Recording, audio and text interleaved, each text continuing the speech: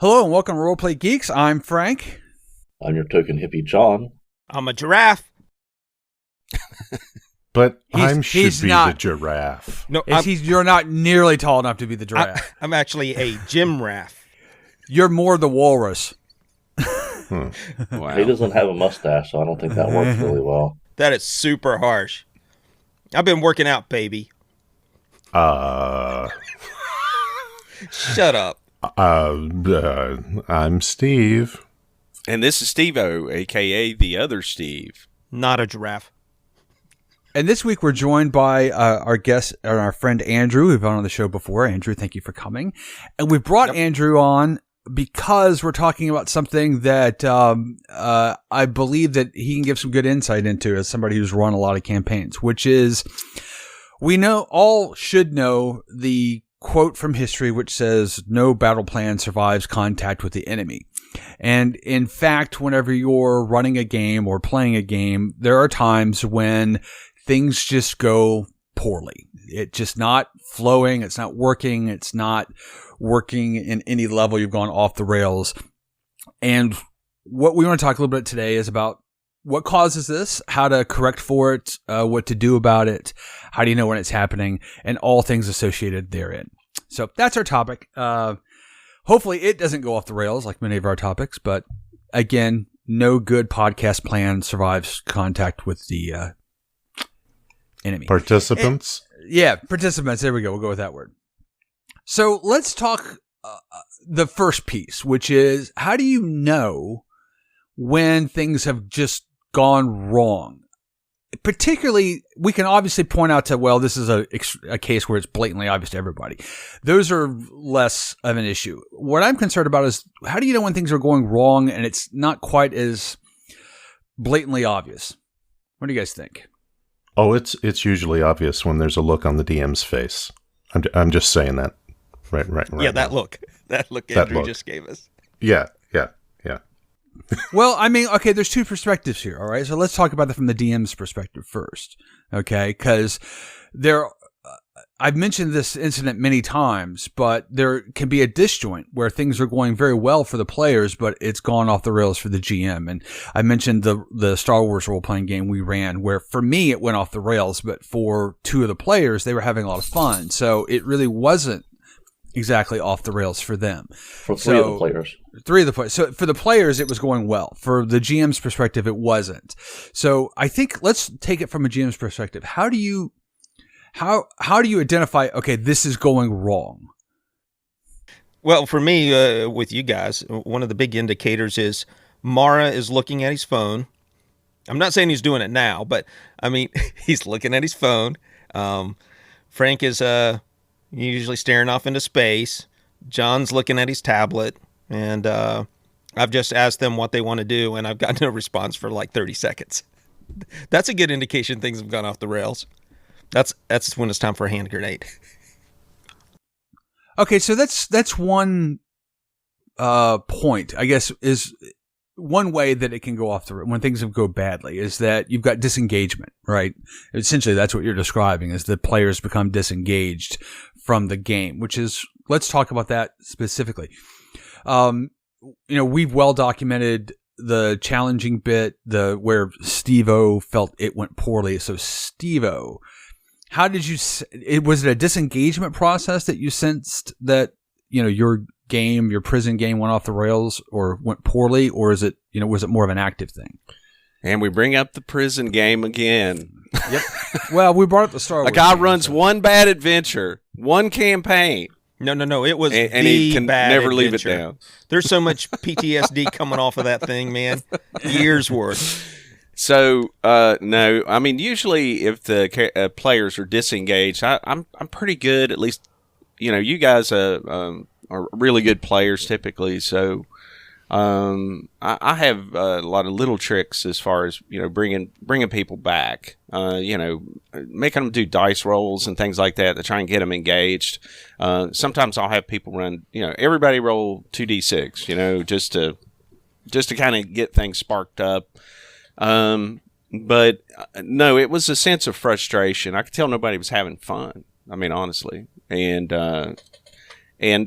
that was why that, again, like we talked about a couple episodes ago or whatever, that was why that one failed. It's just nobody liked what they were doing. Nobody was having fun. Nobody liked their character being in that position, and felt very frustrated. And I think that's probably the worst thing. And it, which in that particular case, I never rescued it. So, I mean, I think as a game master, you have to clearly think about what your objective is. And obviously, we all gather at the table because we want to have fun and some camaraderie. Otherwise, we would just play computer games or whatever, right?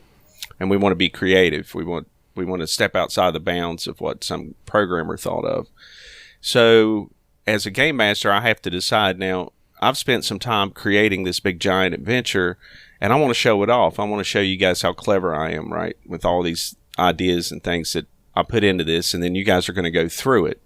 But then, if I totally ignore the players' desires in the game, and they feel like they're just, watching a movie and watching their players go through a movie, making a few dice rolls, yeah, they're going to get bored or frustrated. So, I try to just be a little more loosey-goosey now as a game master, and really listen carefully to what the players' desires are, and try and fulfill them if I can do it within the parameters that I've set, that whatever the challenge is in the particular adventure or campaign. So, Andrew, you've had a lot more broader experiences, I think, arguably, than a lot of the other people on the podcast. When do you sense that things are going poorly? When you get that disengagement or whatever it may be? Oh, I never notice.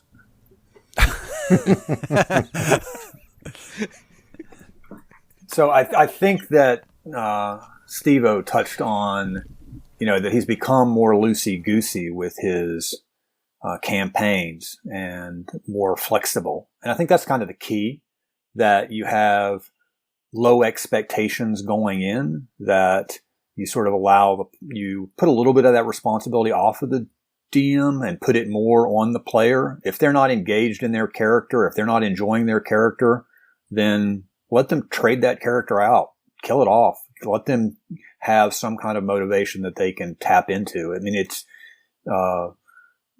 I think that the role of the DM is just to set the stage for that improvisation that occurs among the players. And, we have some tactical battles, and for our game that we play, we really haven't done too much role playing on it. Oddly enough, much of that is that all of the encounters end up being a battle instead of more exploratory. So it's, that's just the way it plays out. That's the way this group rolls. For sure.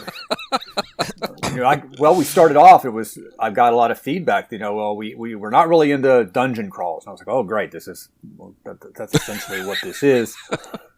But there's a lot of backstory and sort of back themes involved in this crawl that you guys just don't explore. You don't seem to. I mean, that's not where your focus is. It's kind of, let's find something else to engage with. That's been my experience. I'm just trying to keep everybody alive. That's my objective. I'm not trying to figure anything out other than how to heal some wounds.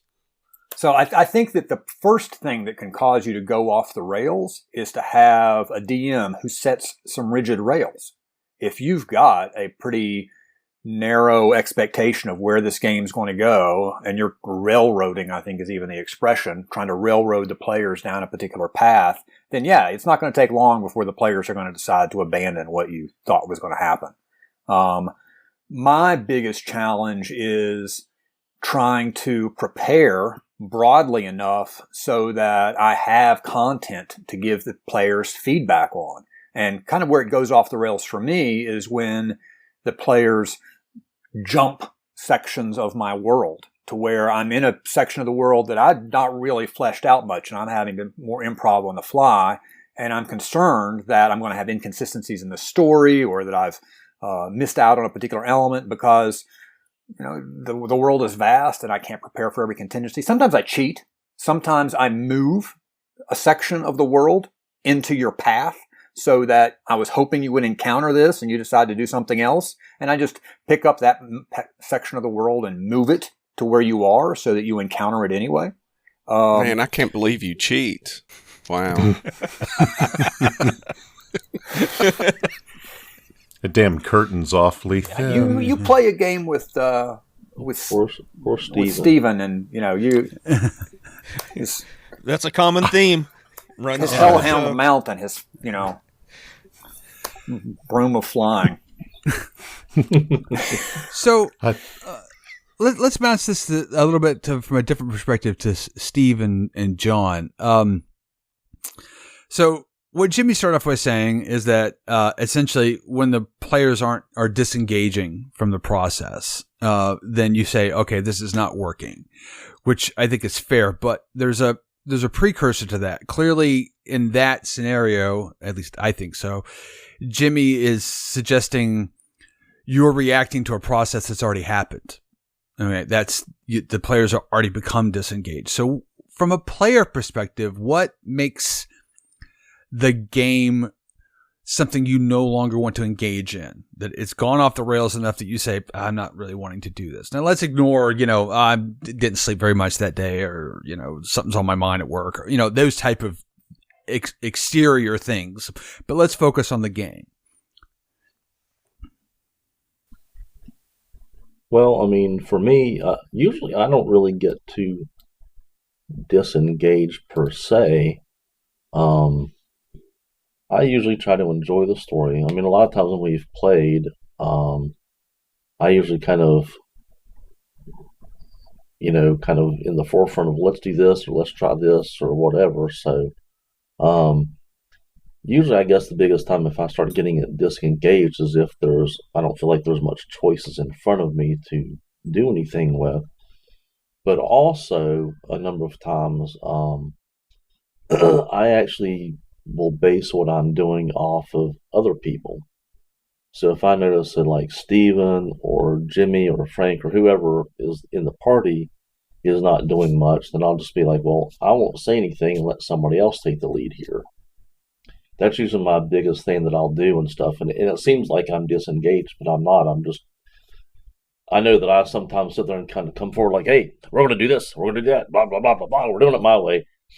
And I try not to do that and let other people take the lead. And because like sometimes I'll see Steve like on his phone or whatever. I'm like, okay, well, let him take the lead or let him do something or whatever else, because apparently I'm taking too much focus or something and no one else is getting, play time or to do what they want to do. So that's a pretty neat. That's a pretty neat perspective from a player, feeling like you're maybe dominating a little bit. And, yeah, I feel that way all the time, actually. So I try to pull back. So I think that's a sign of an experienced, mature player to be able to share the stage and to pass off some of the storyline to another player. And I think that, Well, that's a very nice thing to say. Well, I try to let my friends have fun and stuff because as I said, over the years and stuff, I just feel like that I can be too forward, I guess is the best way to say it. And so I want to make sure that everyone else gets to play and do, what they want to do. And, because I sometimes sense that, that, well, Frank kind of seems disengaged in this whole traveler thing. Let him do something. And he hasn't said anything or, rolled anything or whatever, and stuff like that. So maybe Frank will take center stage here and I'll just sit back and do whatever, follow along. So well, it depends. From a game master's perspective, though, John, you're a good player, at least in the games I've run with you, because you're almost always willing to take the lead and go ahead and do something.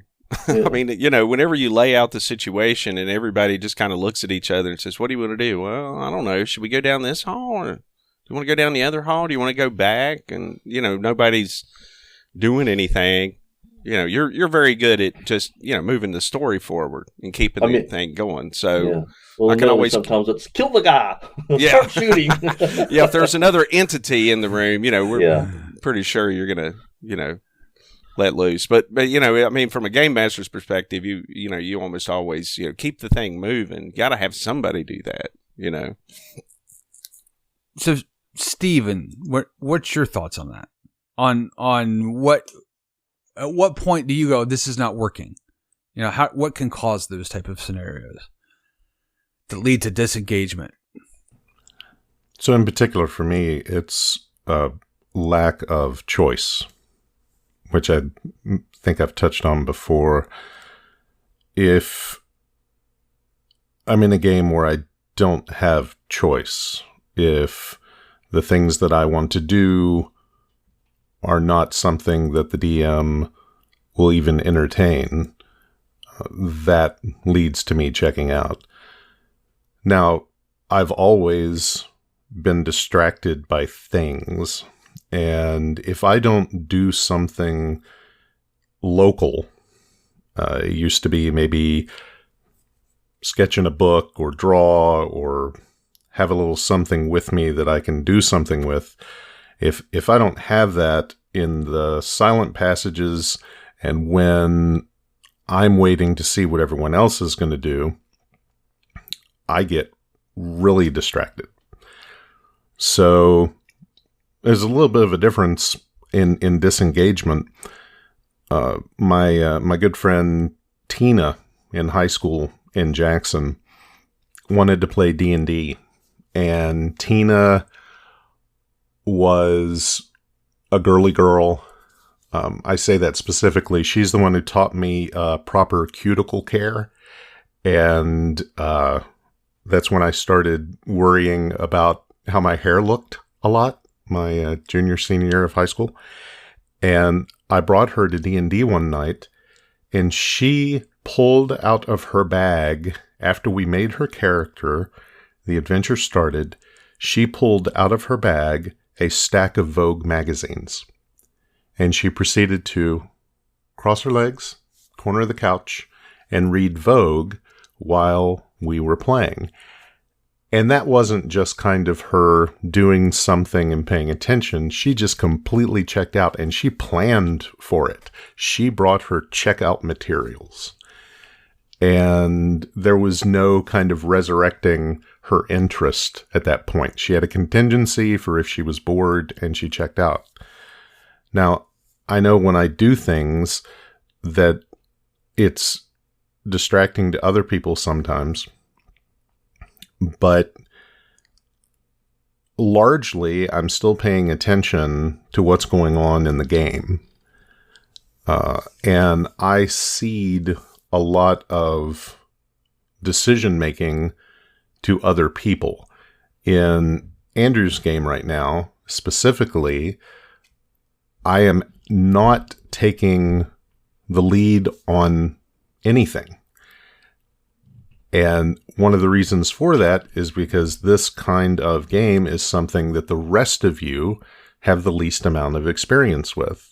For that kind of dungeon crawl with the map and the characters and the combat and the maneuvering and all that stuff, I'm trying to take a back seat to let you all explore that on your own.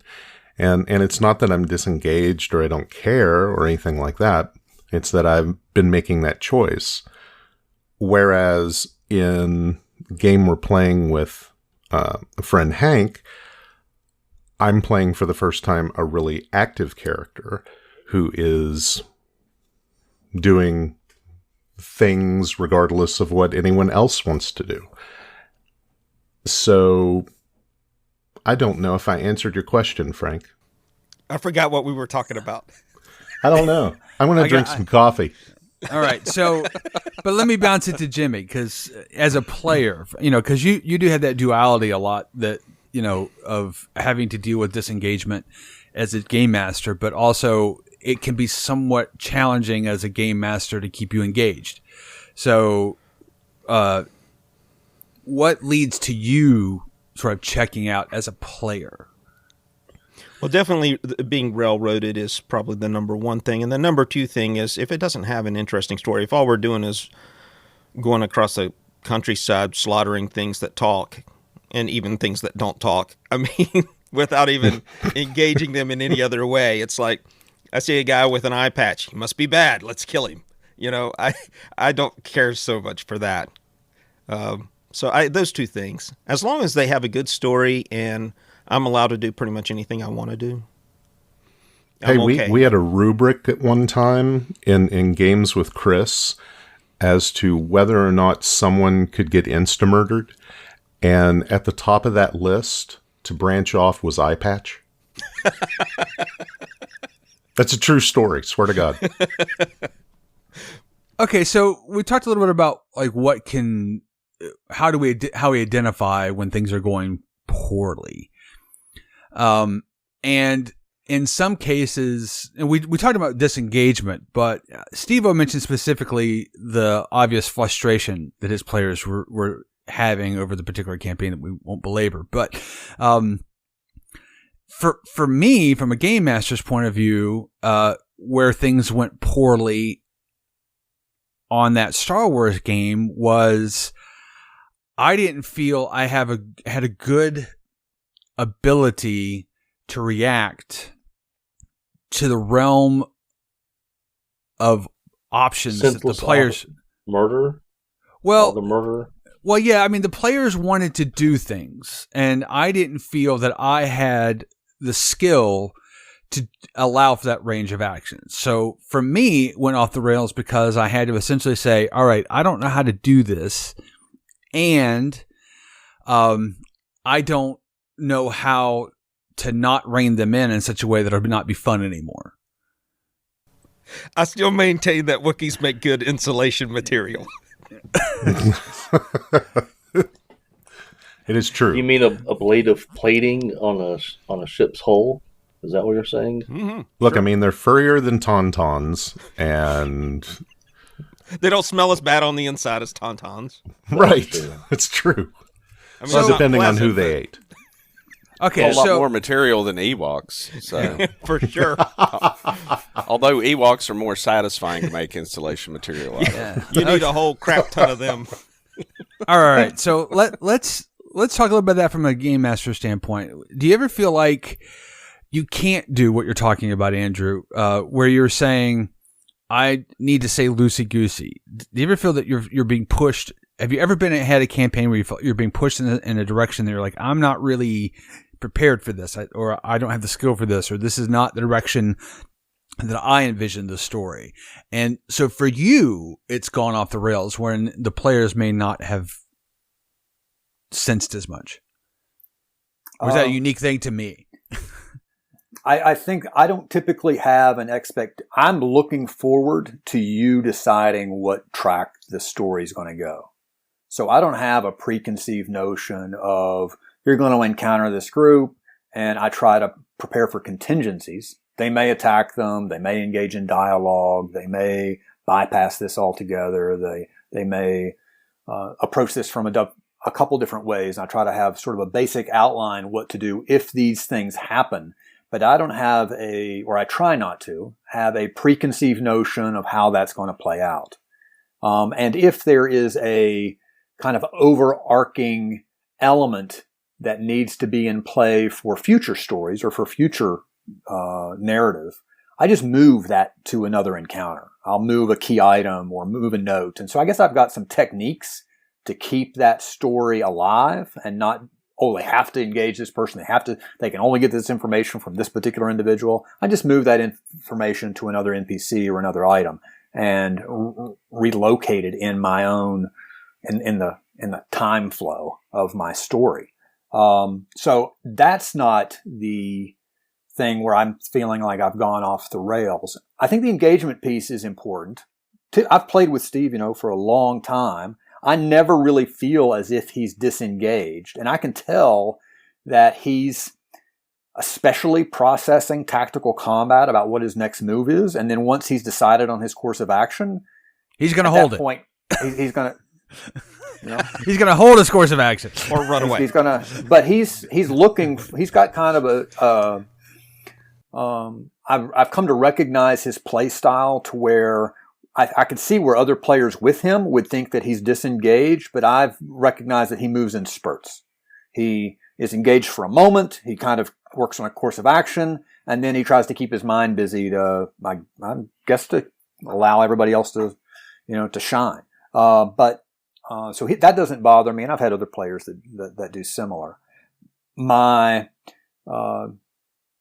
big concern are conflicts between players. That becomes a problem. You get one player that wants one course of action and another player that wants another course of action, or you get the player that wants to undermine the party's objectives. Those can be really complicated to sort of navigate because it's so easy for a player to take the actions of a character and impart those as the actions of the player.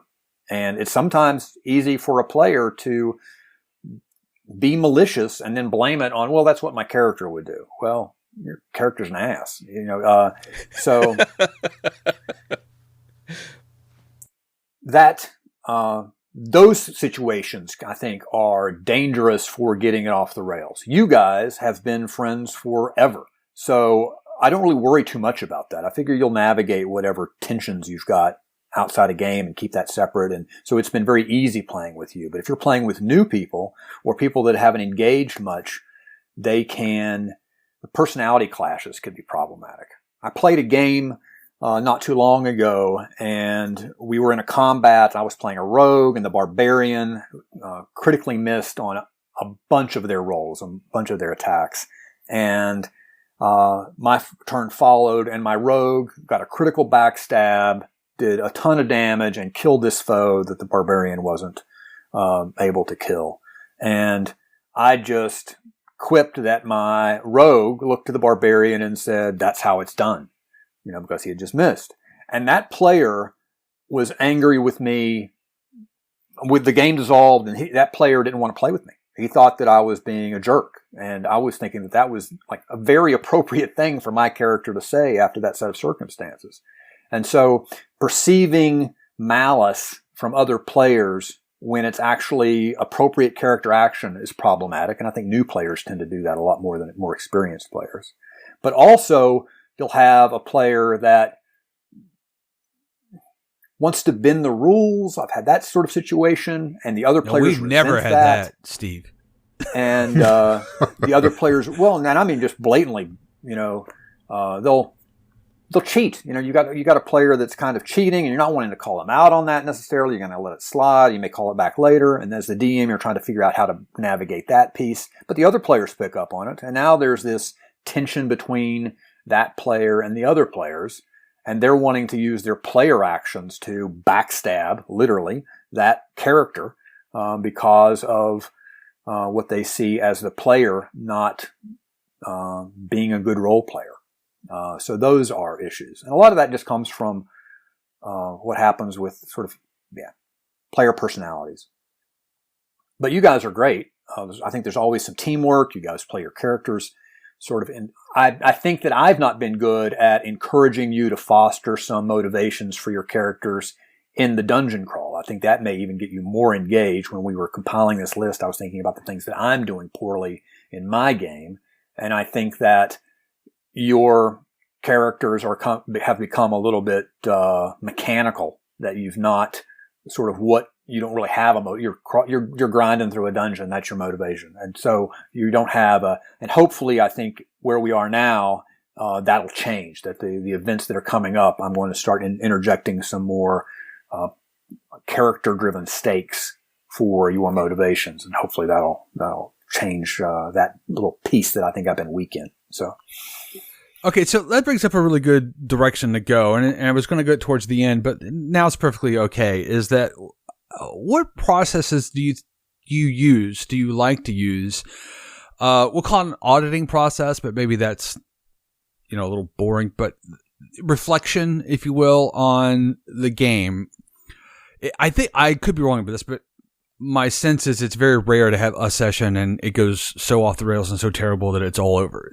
Usually it's one or two, and you start realizing this isn't working.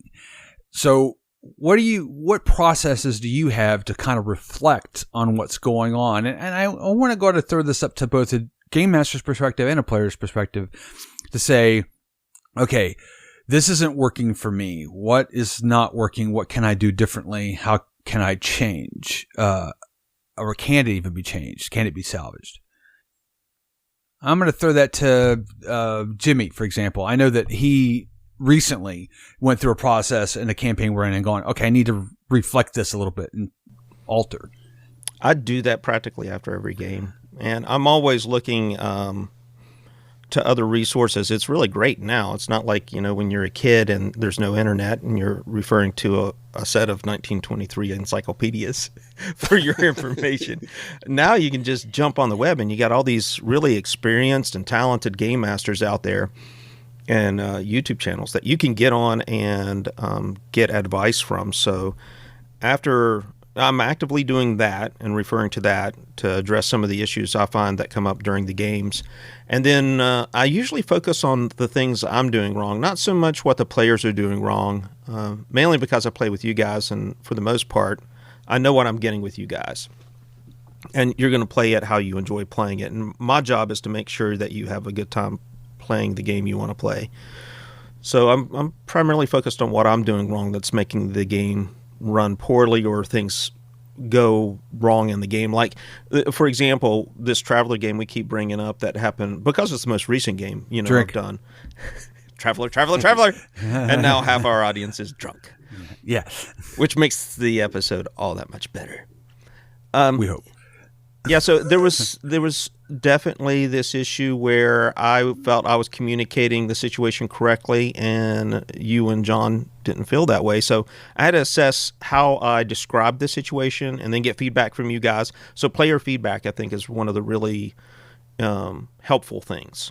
Because, you go to your players and say, what did you feel about that game? What did you feel was lacking? What could I have done better? I mean, if you have an open, comfortable sort of relationship with your players, long-term playing partners, then it's easier to do that. Maybe with new players or players that are one-offs, it's a little bit more difficult or impossible. But so player feedback, I think, is a really big part of that auditing process. And then once you figure out what you did wrong, then it's just a matter of mining those resources so that you can find ways to address those issues, those other game masters, or just self-reflection and analyzing the problem, coming up with your own solutions, and then trying them out in future sessions. So, Steve-O, your particular campaign, we've gone over plenty, and what you've done to sort of think about that particular scenario and how it could be different and how you could do it differently. But are there other examples that you've done where you said, well, this isn't quite working, I've had to tweak or adjust things, and I'm on reflection?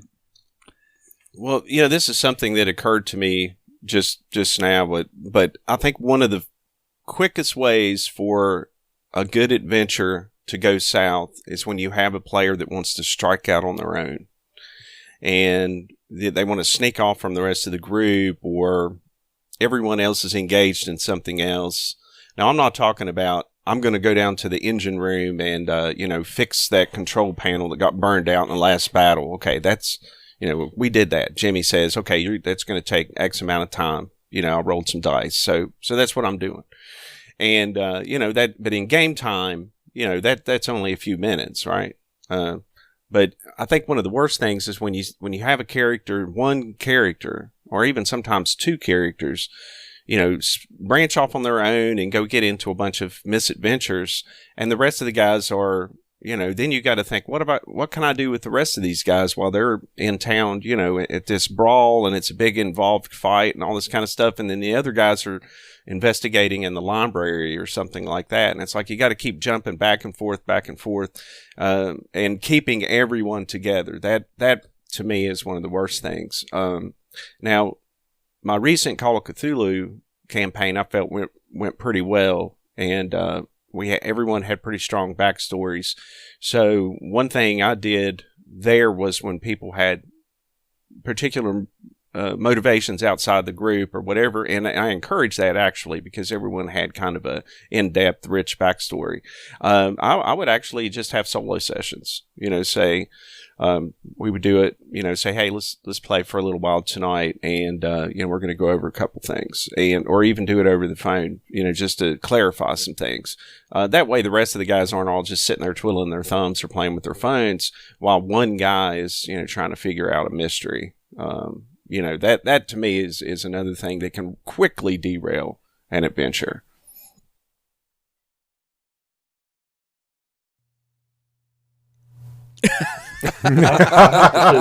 Wow, Frank at a loss of words. That's it, man. I said it all. I really like that, actually, to tell the truth. Well, I'm curious back to the question, but go ahead, John. Well, I mean, it was really kind of neat because, usually, like you said, it's one of these things that, we got to focus on one character now, and they're, if the story's not about you, or at least something active that you're doing, then it's like, oh, okay, whatever. Now, Jimmy's got to do his stupid little thing, whatever. And, oh my God, how long is this going to take? He's so slow. Nice he can't figure anything out. The answer is X, not Y. Well, that's the thing, is it does lead to other problems, which is metagaming issues, right? If you're engaged in the game, you go, oh, he's clearly doing this and you need to do that. And, but it doesn't work in the game because you're on the other side of the planet. So how can you, the character, be telling you, the character, that this is clearly, so it does lead to other complications in that regard. For sure. Yeah, I'm wondering how Steve-O analyzed his prison planet thing and what solutions he came up with. Come on, man. I am really tired of talking about that. It's like a campaign I ran 25 years ago, and I can't get it out from under it. You know how many campaigns I've run since then, before then, and since then, that have been quite good, quite successful. Everybody had fun. You know what? I'm not talking about going off the rails. I'm not talking about the fucking prison planet anymore. That's it. I'm done. That's it. Final word on the prison planet. So you are suffering. Put explicit on the podcast. So, like 25 years ago, my mom always makes stuffing for Thanksgiving, and she makes these little. Where's this going, man? Oh, just wait. An antidote. She always makes these little. I'm going to go ahead and pucks. declare it. This podcast is going off the rails. It's it's completely germane. Topic. Completely germane. She makes these delicious little stuffing pucks, and they're like single servings, and they're delicious, and we look forward to them every year at Thanksgiving. And about 25 years ago, she had, a mini stroke while she was preparing them, and when it came time for dinner, the smell of sage in the kitchen and the dining room was so strong, and it was delicious, but it was weird. And then as soon as we dug into those little stuffing pucks, almost everybody at the table gagged because she had mistakenly used tablespoons instead of teaspoons for the first time in her history making this dish. And so every damn year since, when she makes those stuffing pucks, everybody's a little reluctant, and some jackass says something about what happened 25 years ago, and it's not because Mom sucks and her stuffing is shit. It's because that one time stood out so much because we expected a certain level of quality and standardization in our stuffing pucks. Well, you are suffering from the same thing with your campaign. Exactly. Okay, See, it's the only reference we have for Steve-O to bring up because it's the only bad game he's done. Well, okay, yeah, that's the point I wanted to make, is that, in fairness, it is brought up a lot because Steve-O is very good at running a campaign, and he's very good at adjusting the campaign to sort of meet expectations. So if people are getting less engaged, he's very good at switching it up a bit. He did that wonderfully in the Call of Cthulhu campaign. However, it does lead to another point that I wanted to talk about, which is, let's talk a little bit about game mechanics and how that can create problems in and of itself. So one of the reasons that Steve-O is quite good at doing what he does is because he's used Travelers so much. He knows the rules so well.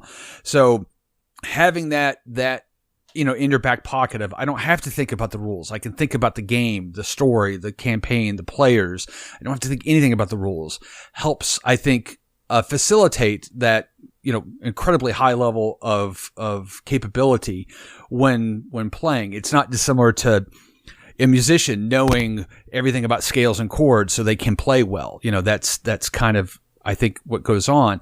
I believe that some of the problems can happen with rule sets. And so I'll reference the Star Wars campaign again, which I think is my greatest failure. That being said, I actually think I have a lot of failures that I could talk about if we wanted to. But one of the challenges there is that for whatever reasons, the way I was describing the rules, Steven just didn't get, period. And that Star Wars game uses special dice. They're all D8s and D6s and D10s, I think, but they have special characters on them and they mean things.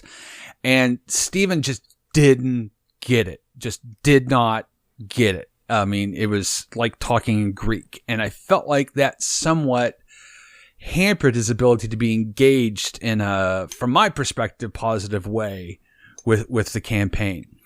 And I'm wondering how much, this is maybe as much of a question to throw out there for the players more so than the GMs, because Jimmy tends to run Traveler and it's sort of a similar situation. He knows the rules well. Andrew, you actually use technology to help with this, right? So one of the things you were on the podcast before to talk specifically about Fantasy Grounds. And this is something that I think that Fantasy Grounds, solutions like that, can really help clear up a lot of that junk of the rules, and it just sort of takes care of it. Do you think the rule set adds extra complications and what you can do to mitigate? Does that help it, or does it not really impact it? Well, I think most of the games that are professionally published have been play tested a lot. They have tweaked those rules. They've tried different things. They've come back to a particular balance for the game, and that it's permissible to deviate from that, but you do that at risk because the balance was sort of baked into the rules, and when you start deviating from them too far, you end up with the risk of throwing the game out of balance again. I was in a game just recently, and for whatever reason, the DM had everybody roll, I think it was 12 D20s for their stats to start with. Everybody started off with these god characters. It was horrible. I mean, it was just a disaster. We had essentially 15th level characters at first level, and it was a miserable game. And he was trying to be permissive, trying to be generous. Had another one that was giving out +3 weapons at second level, not realizing that 5e is not built that way. That that may have been common in first edition, maybe second edition, where you'd get a +2 weapon early on,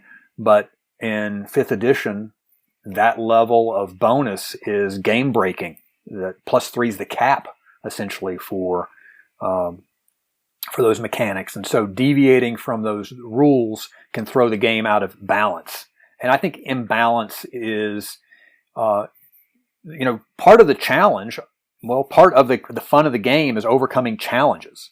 And if the challenges are too great and you feel helpless, then you lose interest. And I think that's been expressed if you have no options. And if the challenges aren't great enough and you just walk through everything, then that's also not necessarily fun. It gets kind of boring. And especially if you get one character that seems to be able to solo the encounters, or has the solution to every single problem, that throws the game. So there's this balance that needs to be maintained between the players and the characters and the environment, and there has to be this balance among the characters so that they're all contributing, so that there's some sort of teamwork.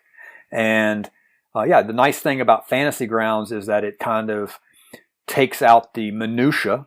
It also helps clarify, because the software will make decisions for you based on certain settings, whether you've got somebody marked as prone, and that reminds you of that rule and what its significance for. Is that character blinded, and what the outcomes of those. And so I think you learn the rules even better. It sort of polishes up your take on the rules when you're being checked constantly, and it's doing something and you don't expect it to do that, and then you explore why it did that particular piece. Sometimes it's wrong. Sometimes there's an error, or you can't figure out what the mechanic was behind that particular adjustment. But for the most part, it's dead on. I think that makes a huge. It also keeps the game flowing a lot quicker when you're not having to sit and handle a large combat that could take literally days to process it, and it speeds that through. So, let's look at the Call of Cthulhu campaign, which, Steve has mentioned a lot, for me personally, I don't know about anybody else, but for me personally, obviously not for Steve-O, this is the first time I've ever dealt with any of these rule system, that rule system, the way that system functions. I've never, ever dealt with it. So there has been a process of learning the rules and being uncertain on what I could do, the range of actions. 5e, D&D, in any edition, I pretty much know what I can and can't do, more or less. I may not necessarily know the little details, the little nuances, but I mostly know what I'm going to do as a fighter or what I'm going to do as a cleric. But with Call of Cthulhu, this is all new for me, both as a setting and even as a genre, because it's not my genre, and as a rule set.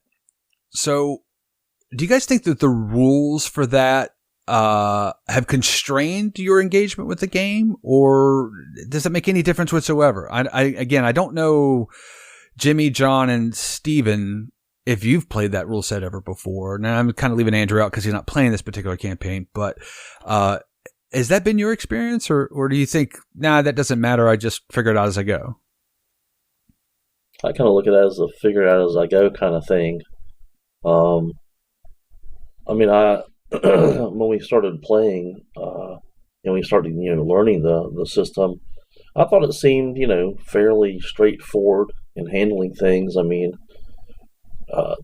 have quite a large list of skills.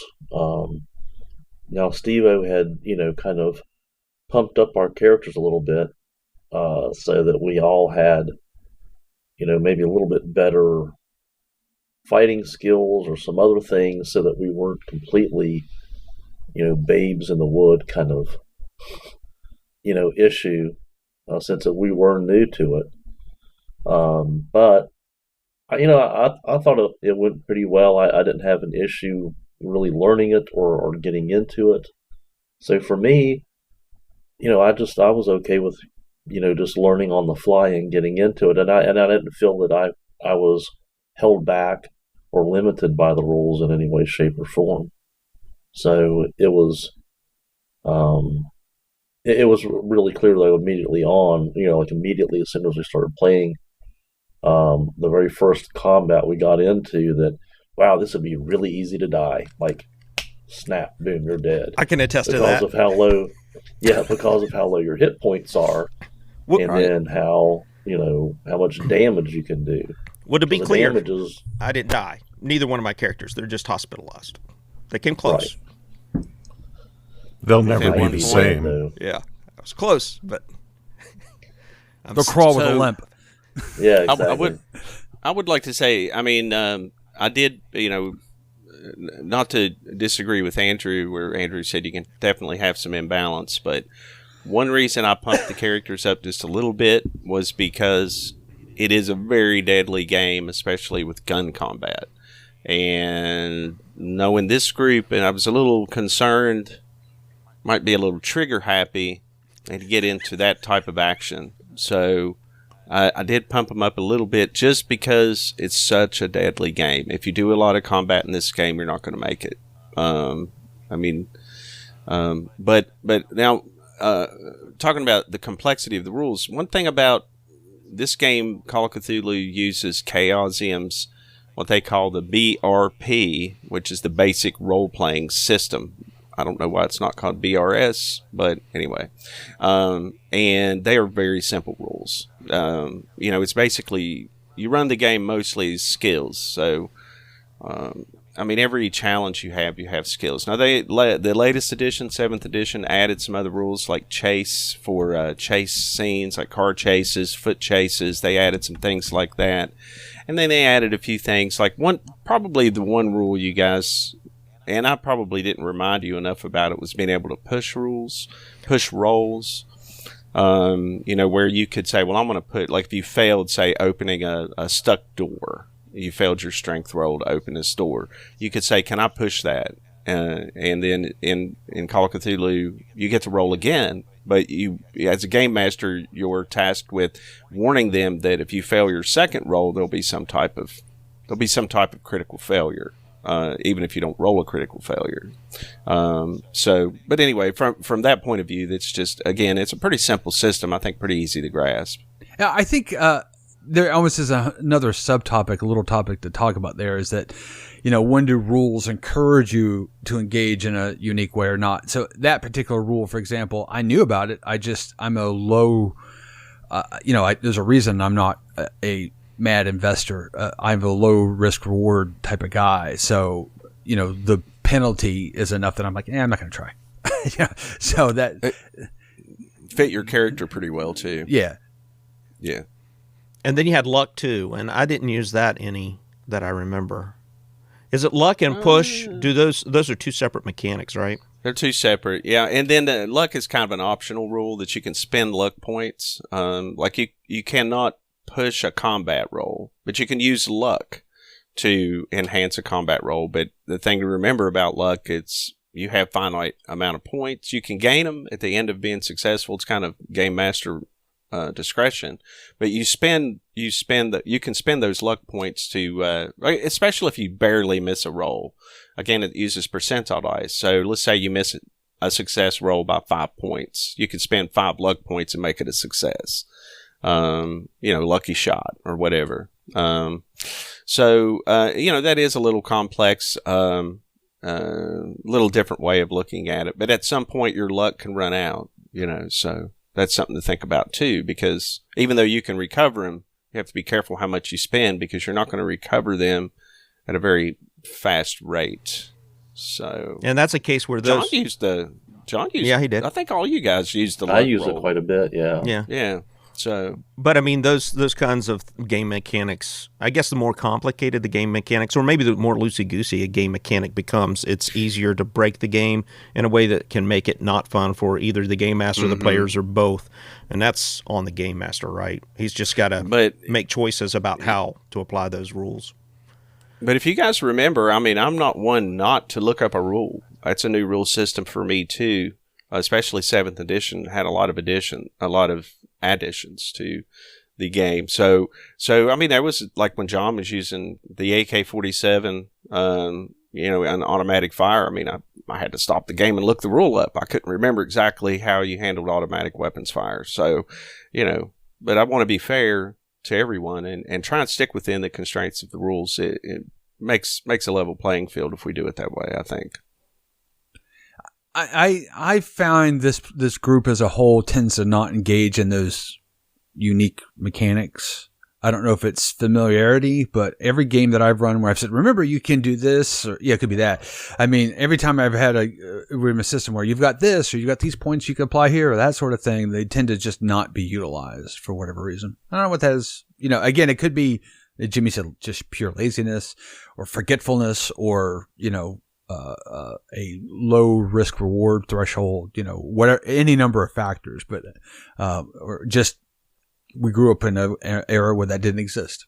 So we're just not familiar with it. So, they add a nice, interesting dynamic. They can add a nice dynamic and, to the game. And it definitely can increase, especially on pushing rolls, can increase like you said, the taking a chance, making that decision besides just trying to open a door. Well, do I want to try it again? And, do I want to use a shovel to try and pry it out or something like that? Then the critical fail might be the shovel handle breaks and flips you under the chin and you take a couple of hit points or something like that, So let's go to the extreme. When does off the road? Yeah. When does it go so poorly that you say, I can't salvage this? And what? Never. Okay, but except for that one time. Well, again, we're not talking about that. Stop it, traveler. When do you say that? Okay, there's too many meta dynamics going on here, because my sense is it's meta dynamics more often than not that's driving this that can't be overcome. When do you think does that calculus seem fairly obvious, or is it just, I don't know, I just don't want to deal with this anymore type of thing? As soon as a player contacts you outside the game about the game. Which reminds me, Andrew, we need to talk about the game sometime tomorrow before the game.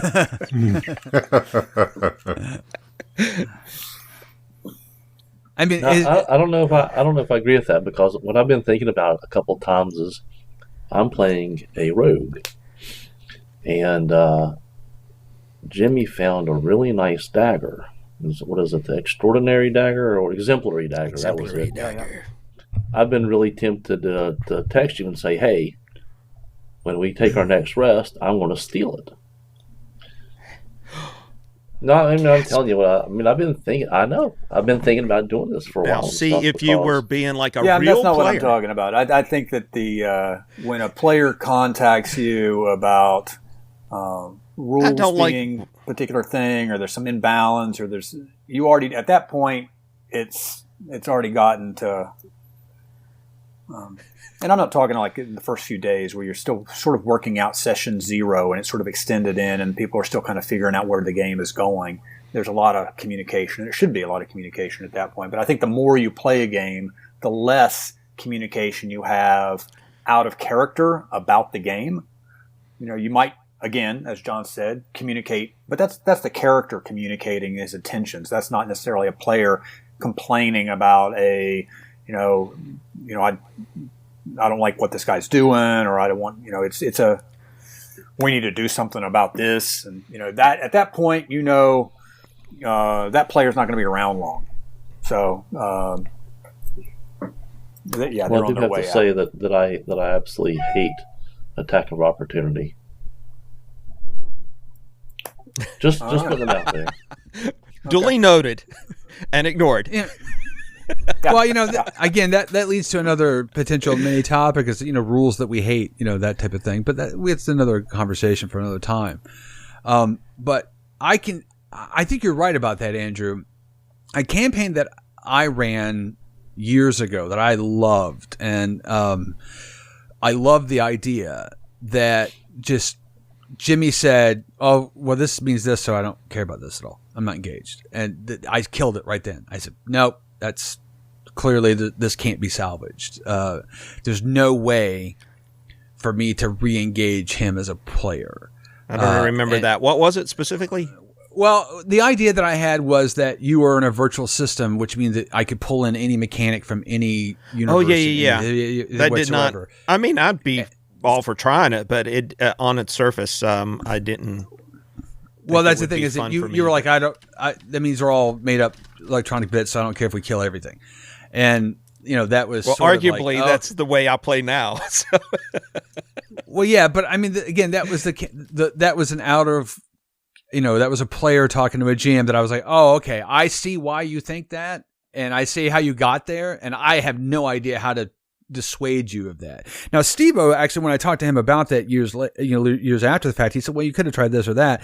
And it was some good ideas that would have changed that potentially. And I've not had a desire to pick that up for whatever reasons.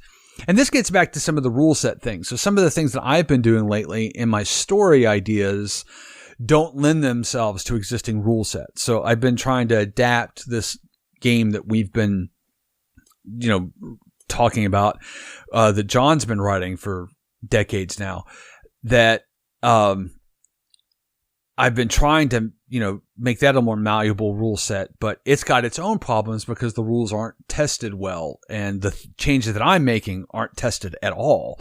So is it working? Is it not working? I don't know. There's a lot of that problem, and on top of, is the story working? Are the players working?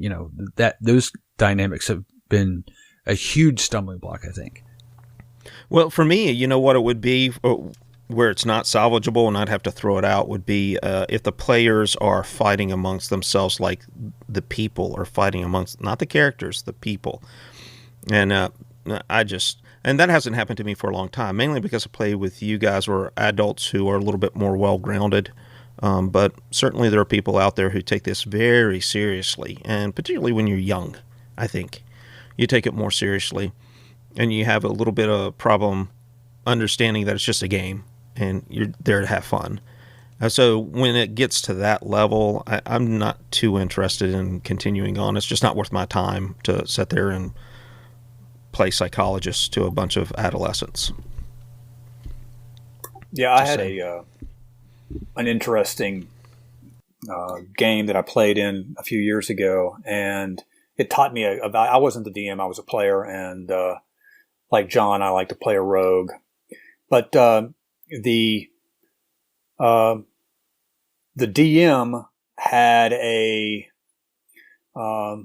enjoyed creating tension for the character, and in the way that he did it, it also created tension for the player, and that he would he liked to polymorph characters into other characters. So he would change their gender, or he would he turned me into like a werecat, or and some players may be into that, but I think that it's a big risk for the enjoyment of the character or the enjoyment of the player to not respect the player's vision for their character. That player has an idea of what their character is and how that character is going to perform. And, you select its race, you select its age, you select its gender when you're creating that character, and to have that changed. And it wasn't even part of a quest. It was sort of this, well, that's what you are now. And there was no opportunity for change. I'm not sure what the intent was, other than maybe some sadistic pleasure out of it. But I know that as soon as I ended up, I went through the motions. I continued to play, but it sucked a lot of the enjoyment out of my character, because my rogue was sort of this. I envisioned him as kind of the Indiana Jones character, but now he looked like a cat, and it just sort of sucked the vision that I had for that character out of it. And so not respecting the player's vision for the character, I think, can be damning for a game. I think Indiana would be a good name for a pet cat. Name of the dog. Indiana was the name of the dog. That's really weird. I don't. You're now a banana, Andrew. Your name is Sally, and you'll have 3 legs. Yeah. And you're lactose intolerant. That's a little out of my that's a little out of my wheelhouse. I don't play with bananas. Intolerance. That's a deal breaker right there. Yeah, that's right. So we've been talking about this largely more often than not from the point of view of a game master, dominantly. But I want to everybody put their player hats on in all cases. And some of what you just said, Andrew, resonated with me a little bit with the character that I'm playing, the bard that I'm playing. So one of the things I've decided to do, because I'm getting older, is that, okay, I'm in a rut. And this is true in a lot of aspects of my life. And the only way to stop that is to do something different.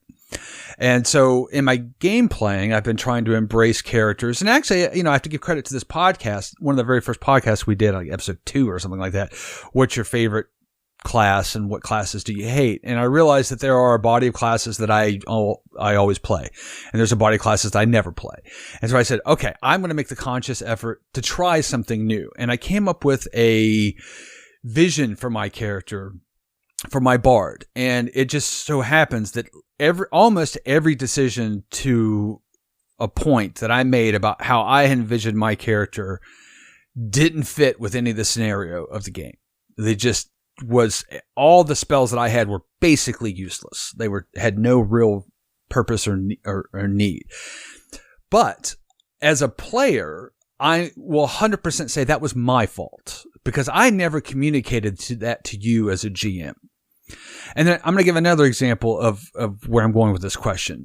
In the Traveler campaign that Jimmy is running, Steve and I early on, our characters had a pretty stark conflict of how to move forward. Steve had, based upon his character, he said, this is how I interpret my character. This is what we should do. And my character, I said, this is how I interpret my character. This is what we should do. And those two things were mutually exclusive. So it either had to be A or it had to be B.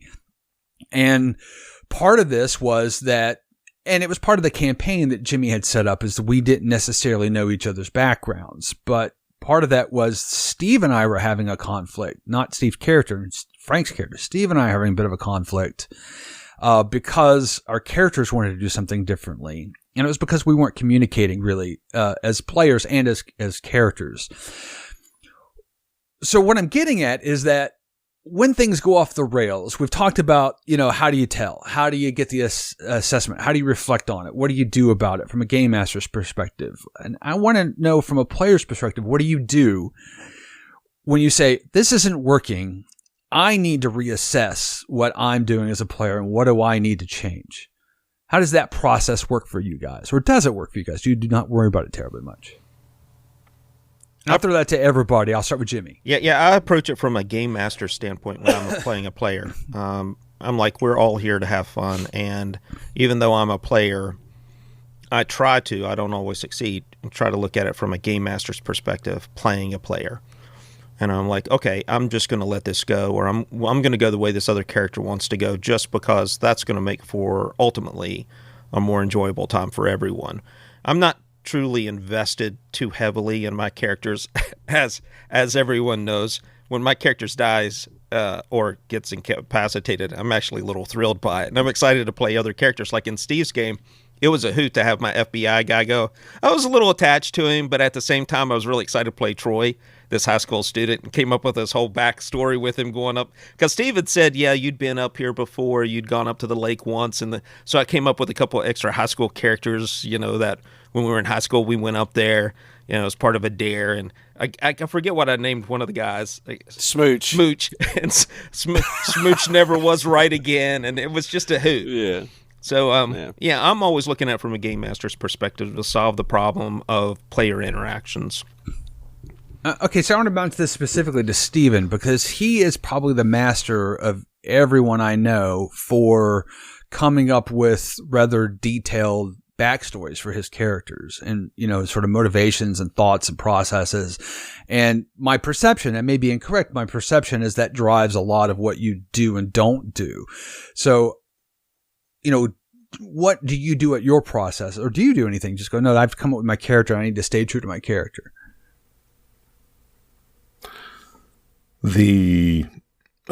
Froggy. Pardon me. I'll edit that out. Sorry about that.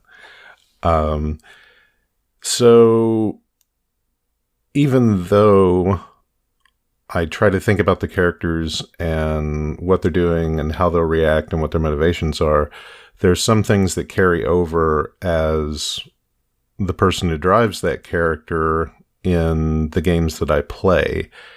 And Andrew may have mentioned this back in Fantasy Grounds, I don't know, but I do have a style as a player that supersedes a lot of what the characters do.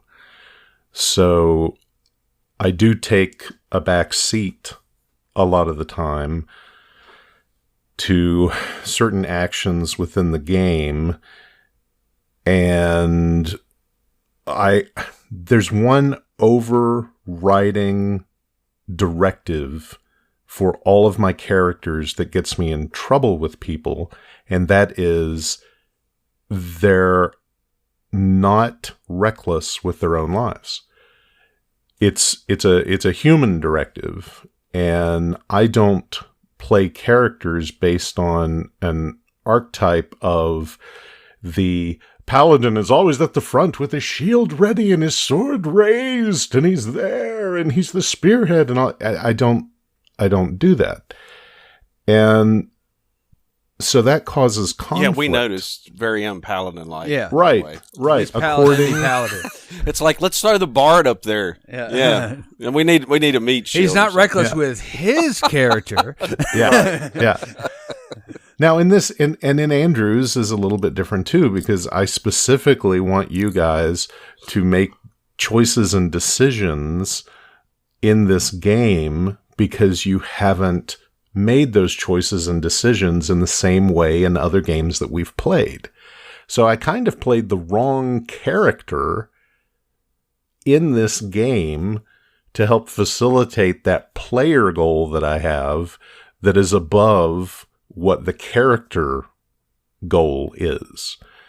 So that's a problem I have because I set rigid rules for myself. I mean, I wasn't going to do this podcast this morning, and I had a set of rigid rules as to why not. And Sarah looked at me at the same time. I got a text from Frank that said, come on in. And Sarah said, why do you insist on putting these strange, arbitrary rules on all the decisions that you make?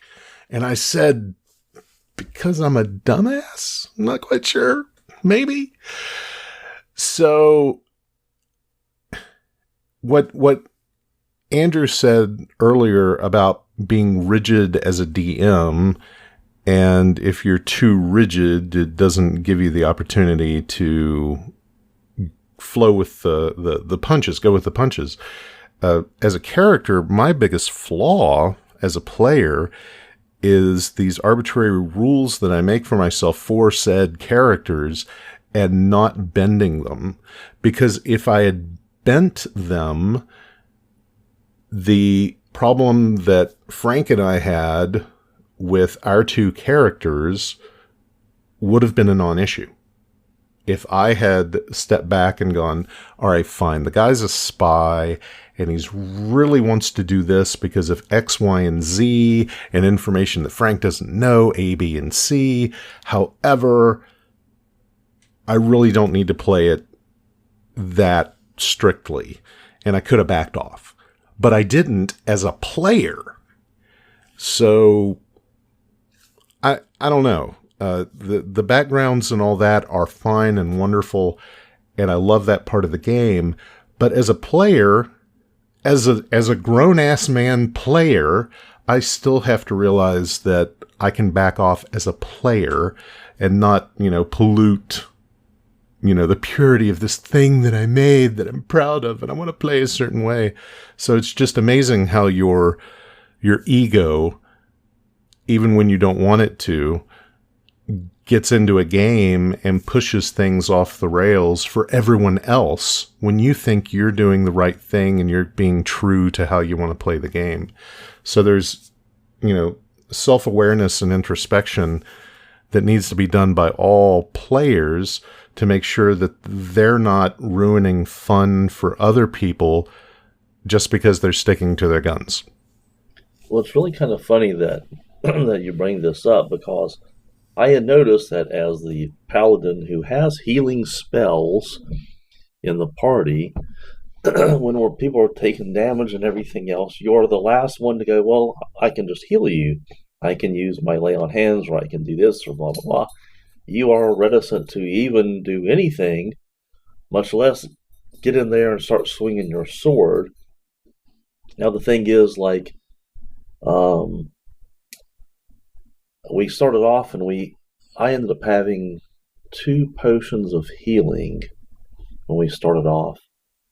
And there was a case, I think, that maybe Jamie's character had gotten hurt, and we didn't, I think you guys were out of spells, and so we were kind of in dire straits. And I was like, well, I could give him one of my potions of healing, but what if I need that later? Now I'm playing a rogue, so, there's a whole thing of being at least a little bit on the greedy side. But I think Steve-O was like, oh, I've got one, man, here you go. And so I was like, oh, thank God. But I mean, that's the way I roll, man. I try to keep everybody in the fight. I know. I understand that. I'm glad you guys are stressed about taking care of your resources. But that's the thing. I was concerned I only have 2 of these, and I try not to use it until it's like a dire straits kind of thing. And I'm like, well, yeah, if Jimmy dies, well, That's just Tuesday. Hey! That's just Tuesday, right? Not cool. Hey, I'd like to point out, I'm the only character that's died so far. So, but we're expecting it. That's what I'm saying, though. Even so, the thing is, I think that's and Steve-O's death was fortuitous. We got a cleric. Fortuitous. Well, we got a cleric out of the deal. And I think that's an underlooked part for sort of keeping a game rolling. Maybe a solution to this notion of the game's falling apart is that if a player's dissatisfied with their character, there's no rule in most RPGs, definitely not in D&D, that you have to keep that same character through the storyline. If he's sort of outlived his usefulness, or he's not kind of fitting in the party, you don't have to kill him off necessarily for him to retire. If you want to change classes, roll up another character and work it into the story with the DM to swap out something that you're going to enjoy playing. If the character you thought was going to be fun ends up being, too rule heavy or doesn't fit your personality as well as you thought, then swap it out with something else. There's no reason why you can't do that and still continue the story. You can write them out. And that's essentially what we did with Steve-O's character. I wasn't my intention to kill him. It was just that we had an opportunity to kill him, and so we just didn't let him. He died as a course of natural events, not because he was targeted, and we just chose not to use extraordinary measures to keep him alive. That's right. Yeah, I mean, I was just making a jab there. I bet. Yeah, I mean, I didn't realize we were going to have 2 paladins, and so I thought this is useless, and we had no cleric, so I thought I would be much more useful to be a cleric, and incidentally, first time I've ever played a cleric, so I don't play that much anyway, so it's kind of a new experience for me. It's been pretty cool. So I want to specifically ask you my question, which is, it's been you had a long break between life as a player, and then you're pretty much exclusively a GM when you did play for a long time, and now you're playing more. Are you doing much, or have we just been playing so much that we haven't had the breath to do that yet, to sort of reflect and say, well, what could I be doing different? What should I be doing different? Obviously, you did some because you said, well, let's just let this character die and bring back a party important piece that's missing. Yeah, it's been kind of a weird experience. I've never felt like I was a very good player, and I know when we first started off in your game, I think the hardest thing is when you're the game master. You're used to kind of running the show, and and a lot of times a lot more about the specific game you're playing and things like that, like rules and all this kind of stuff. And so it's a little disconcerting to, now I'm one of the players, and here's this thing or this opportunity. I don't know. It's just strange trying to develop a character and have backstory and all this kind of stuff. Like in Jimmy's Traveler campaign, I'm still feeling this guy out. We've only played a couple nights, still trying to figure out who he is and what his motivations are and all that kind of stuff. I mean, it's fun, but it's a little weird when you're used to, I guess I'll just go ahead and say it, used to being the center of attention, and then you just, and then suddenly you're one of the guys just trying to take it all in and do, try to keep the game going, because I've been a game master so much. I know what it's like if people aren't following your set course and that sort of stuff. So, but it's been fun. It's been pretty cool. It's like wresting. Show up, and it's like wresting control from a megalomaniac. Yeah. Okay. Yeah. I'm glad you said that. So that's what I was thinking of. At the risk of devolving into some sort of therapy session, I will say, and this is an interesting dynamic for this group. Okay, as Andrew said, we've been playing together a really long time, years, decades. We've been playing together in some configuration. Steven and Steve-O less so, but still, there's been dynamics that go on that supersede an awful lot of just gaming dynamics, and I think that has led to some static tendencies, for lack of a better word. It's not the word I want to use, but some patterns. There we go. Static patterns we tend to use. So we had a conversation a few months back about Traveler, and John said something to the extent of, I don't remember exactly how he said it, but he said to me that, I just thought you always wanted to play the pilot. That's what you like to do. So I would, you do that, and then I would find some other role to play. And I said, no, I just knew we probably needed a pilot, so I always jumped on that hand grenade because I didn't think anybody else wanted to do it. And then, the stuff that Steven is talking about, where I have these rigid idea of my character, and that leads me to do and behave certain ways. I had no idea up until 10 minutes ago, or whenever it was he said that was true. And the very first time that I remember in the last 20 years, I'm sure when we were younger, this happened plenty, but, because younger and less mature and hotter heads and all that sort of stuff. But that conflict between Steve and I was incredibly uncomfortable for me, and I didn't like it. And it made me re-examine some of my gaming tendencies. And some of this, I think, is communication between players can be an important point that we overlook, is what I'm trying to get at, is that there is a lot of shared history, and therefore it's left to a lot of tracks we tend to fall into. And I think that maybe if we even did a better job of communicating, well, this is what I kind of like, what I don't like, what I do like, what I'd like to do differently. And really, I'm thinking about branching out into blah, blah, blah. That would ease some of these disengagement points that do happen within gaming, even if you've got a party that you've been playing with forever and ever and a day. I just want to throw that out there. Any thoughts on that? Better communication, I'm all for it. Yep. And Good. I could do it as well. So, Stephen? Two things. The cough was not one of them. The thing about my paladin not healing people. So it is a therapy session. Yeah, it's a therapy. Yeah. But you have to understand that I have a slightly better understanding of the repercussions of these actions in combat.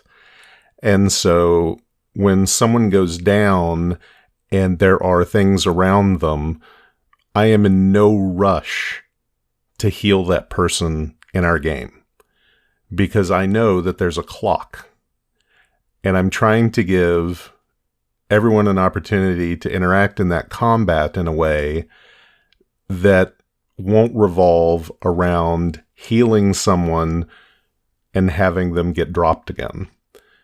That is something that happens a lot in combats like that. And so I try to hold off until it is advantageous for the group and the person in order to do that. John will just have to listen to that as a soundbite. Number two, which isn't a therapy at all, but Andrew, do you have a particular gaming moment as a DM where everything went sideways and you fixed it in a way that you're proud of or you think is somewhat memorable? You can say no, but I'll be sad. Okay, well, if you're... Do you have one that you have in mind? I'm not... No. Okay, so... I don't know. All right, so let's bounce that question to everybody, and we'll give everyone a minute or so to kind of think through the answer to that, because it is out of nowhere. You have to think it through. I can answer it right now. All right, John. Not a problem at all. I don't have those. No, seriously. Awesome. No. There's a whole different thing here. When I game master, if it's not obvious, I am constantly off the cuff. It is all just. He's a Zen master, game master. No, live in the moment. Then the next moment is here. Exactly. That's very close. I mean, like about as far as my planning goes. Is I'll do the latest one for my games, so the apocalyptic one in my game system. I was like, okay, so it's going to be some military bases. Do I want to do it like here on the east? No, let's do it out in the middle of. I'll say let's do Offutt Air Force Base. I remember that one. So I just looked it up and I was like, okay, well, this will be a decent map. I'll just have some stuff take place around here. Okay, here we go, guys. And it was that. and that is literally as much as I do. It might have been about 30 seconds more planning than that. So what you're But saying the nice thing is that your games don't I go don't by. plan. Yeah, your games don't go bad because you just, there- if it's not going well, you just change it up. Yep, Because I just there's change no- it up instantly. There's no I don't. Like Andrew there's no said, real expectations. story. Yeah. There's just sort of a backdrop, a There, thought. there might be like a backdrop and stuff. I might have an idea of what I want things to kind of go, and so like I even had, a plan. I mean, I doubt we'll ever get back to it. So I mean, I really wanted you guys to go like to Alaska and to Russia, and we did. And did I do the space station? Oh, Hey. Oh, yeah. Come What on. the f- Spoilers. What the hell? Well, I figure we'll never get back to it and stuff. So Not true. But I had planned all these things to go, and I was going to have a lot of fun with all these different scenarios and stuff. And so they have, we got to some of it. But the thing is, the backdrop that I chose made it very, very easy and convenient for me to go, oh, well, now you're here. Oh, and now you're here, and now you're here, and and it wasn't an issue with doing what I needed you to do, really. In some of the ways, I just said, well, okay, you guys can get out of here and do something else, but you guys stayed with it pretty well. A couple of times I thought you guys were going to just take the booty that you'd gathered and run off into the sunset and stay in cars or Jimmy's weird bicycle and go from there, and that was going to be it. But no, you guys actually kept using the transit system, and it worked out exceptionally well, I thought, in doing what I wanted you to to kind of play with it and be in these different locations, the weather systems and everything else. I mean, there was a bunch of fun little things that we got into. I wanted things to kind of work out better that didn't, but it was still pretty fun. So I hope you guys enjoyed it. But yeah, I haven't had that much of an issue with it, so it'll go on to somebody else now. So thank you. So, Steve-O, how about you? Do you have an answer for that question? I don't really remember. What was it? A way I saved a game from one point When or it went sideways and you've successfully I brought can't it back. think of anything off the top of my head other than just using my typical tricks. If people appear to be disengaged, I just try and create situations to get them back into the game. Roll some dice, find something interesting, have some type of NPC show up to challenge them in some way. Those sort of things. Again, I've had a couple of colossal failures. One of them in particular when I'm early on of running games and stuff and learning how to do things. And the other one we'll no longer mention. But, I don't know, man. I just think, for one thing, I game with you guys, and you guys are just, usually when I think of up a story or an adventure, just in the past, couple of decades, I have you guys in mind. I have this group in mind. And I kind of think, well, this is the kind of adventure they like. And I'll try and come up with creative things and get you there at some point. So, and you guys, everybody gets along well and typically follows that path. So, short answer, no, not really. I can't think of any specific examples. How about you, Jimmy? Ditto. I mean, usually I had things off like you do before they happen, like before they get really bad. So I'll do those little tricks where if the adventure they're on isn't working, then I'll throw a side quest in that gets them, whatever they're jonesing for that evening. They might not be interested in the story for the evening. They'd rather go off and, as per usual, slay a bunch of people. So you give them a lot of really evil bad guys on a side quest so they get that out of their system, and then they can turn the focus back to the story. Right. And I've certainly done that, spiced it up. That's where I've learned it from.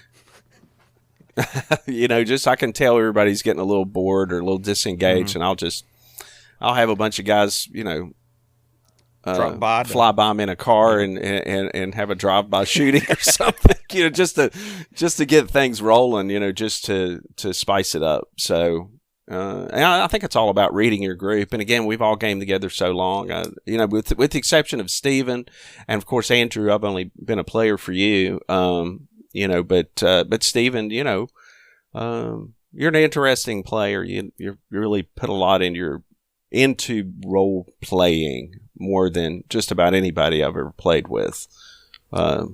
So, yeah, you do pose a specific challenge in that regard. I'm not saying it's a bad thing. I think it's a lot of fun. I think in Call of Cthulhu, we developed your character in some interesting directions I totally didn't expect, but it opened up a whole new idea of where I could go with it, with your character specifically. So it was great. I mean, it's neat, I enjoyed that a lot. I really did. Yeah. We'll pick that one back up because I enjoyed, that. I enjoyed running that game quite a lot. So it suits my style. Yeah, I think my biggest challenge has been, recently with this game specifically, that I'm a little concerned that I'm going to do a TPK, that I'm going to kill everybody. And we've come close a few times. Oh, yeah. But on the other side is, if it's too easy, then there's no stake in it. And I think some of the best combats are the ones where you guys you've been at that heal, stand back up, get knocked back down, heal, stand back up, get knocked back. When you get to that last stage where everybody's down to one hit to die and you still come out victorious, and I haven't pulled punches on you. I think that's kind of cheap. Right. When somebody starts pulling punches, then that sort of cheapens the encounter. But if you can run it hard all the way to the end, and you barely or in my case, if I can finally escape from a freaking spider web. You get the crappiest rolls for those, man. I spent the whole night I have realized a spider web, and finally I was like, I'm free. Fixing one problem now. I've got this paladin. I'm and he free. Won't heal anybody. And then so I jumped out and I said, I'm free. And then it's like the very next turn, it's like, well, this spider hits you with a web and roll two. Oh, yeah, you're trapped again. Yeah, so I realized that, I've got this issue of this paladin. He won't heal anybody. He doesn't want to. He knows the game mechanic that, he's got time. Oh, yeah. The clock's ticking. We're not experienced So I enough. have not been having my NPCs attack players when they're down. They've moved on to the next one. Maybe I need to start implementing that where the NPC hits you when you're down. They get advantage on the attack. Any attack that hits when you're down is a crit. That is 2 death saves. So you really only have 1 round to get that player back up before they're I think you should do it. Steve, you should do it. Don't make him initiate that rule. No, do it. I like this character, though. I like my monk. Well, good. You've got a stake in this character. That'll make it even better. Well, if everybody knows what's what, and now it's time, I think everybody's playing much more tactically than they were before. I know, right? Aware a lot. Battlefield tactics, how position and gives you an advantage of flanking. Movement. That is. And John's not here for me to throw out attacks of opportunity, right? Well, he has stepped away. Yeah, he got an attack of opportunity when he stepped away from the mic there. So. He disengaged. We all had one. He disengaged. So he didn't. Okay, so we've hit a lot of bits on this topic, and a lot of things that we've touched on. There's a lot of stuff we didn't, what to do whenever everyone's dice are trying to kill them, and all those sort of things we could have chatted through a bit. As in his way, Jimmy has a few resources that you can hit up. I'll let him share that with you now. Yeah, we'll include them in the show notes. There's 2 forums that I think are really good for tackling just about any topic, but they have some specific discussions that cover this topic. That's going to be Gnome Stew, which I think everybody should go to that on a regular basis. That's a really good forum. And then Giant in the Playground, which we've mentioned before. And then YouTube channels that I regularly go to are Dungeon Craft, Web DM, and Great DM. All three of those are really good, and they have specific episodes that cover this topic as well, or some facets of this topic, I should say. So we'll include those in the show notes, and you guys can look those up and maybe get better at saving your games when they go awry. Okay, so that's what we have to say on this topic for now. I'm sure we'll delve into another context in other podcasts. If you have any questions or comments for us about the podcast, about this topic, or any topics we've talked about, you can hit us up in the contact information. Come along in a second. Andrew, I want to thank you for joining us yet again. It's always pleasant to have yourself on the podcast, and there's a great insight there. Thanks a lot, Andrew. Yep, it was a hoot. For having me. And remember, keep the monk alive. That's all we have for this week. Thanks for spending time with us. Please leave a review and comments wherever you listen. It helps others find the show.